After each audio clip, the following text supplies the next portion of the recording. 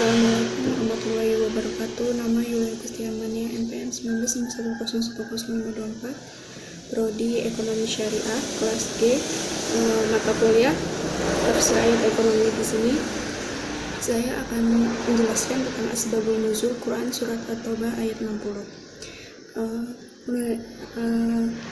Quran surat At-Taubah ini menjelaskan tentang menunaikan zakat.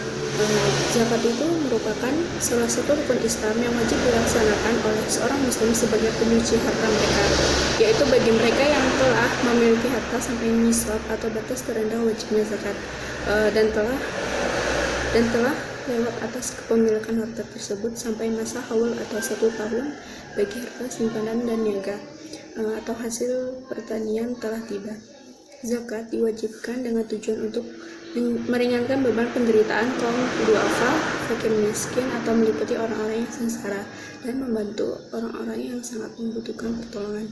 Berkenaan dengan zakat, ayat 60 surat At-Taubah menjelaskan tentang implementasi zakat dalam Islam, yang artinya sesungguhnya zakat-zakat itu hanyalah untuk orang-orang fakir, orang-orang miskin, pengurus zakat, para mu'alaf yang dibujuk hatinya untuk memerdekakan budak, orang-orang yang berhutang, orang yang untuk di jalan Allah, dan untuk harta yang sedang dalam perjalanan, sebagai sesuatu ketetapan yang diwajibkan Allah, dan Allah Maha Mengetahui lagi Maha Penyayang.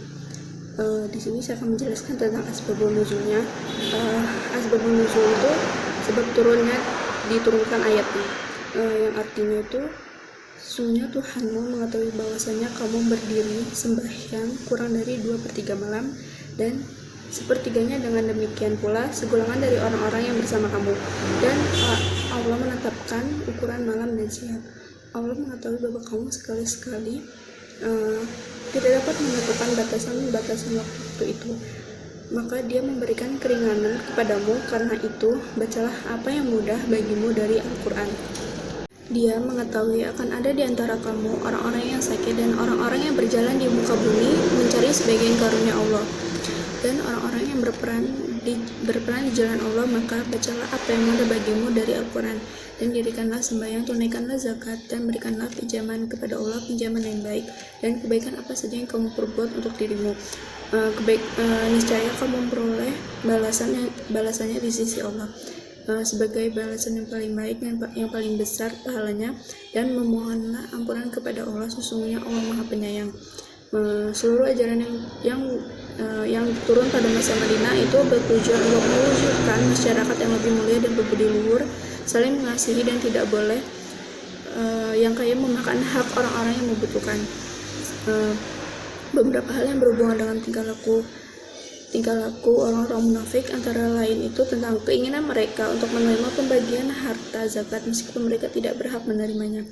Namun demikian mereka mencela Nabi dan tidak berlaku adil. Maka pada ayat ini Allah menerangkan dengan tegas tentang golongan yang berhak menerima zakat itu.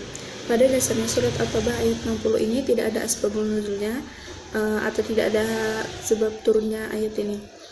Munasabah At-Taubah ayat 60, untuk kolerasi atau penghubung surat At-Taubah ayat 60 menyatakan bahwa hanya menerangkan cara-cara pendistribusian zakat dan kepada siapa saja yang zakat itu diberikan, tidak menunjukkan kepada keharusan adanya pemerataan pembagian.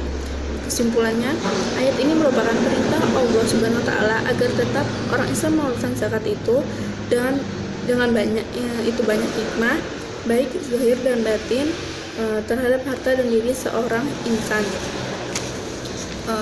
Zakat secara bahasa itu berarti berkah, tumbuh, bertambah, suci, dan bersih. Sedangkan secara istilah zakat adalah pembagian dan harta yang dimiliki yang wajib dikeluarkan oleh orang-orang yang berhak menerimanya yang sesuai dengan tuntunan syariat.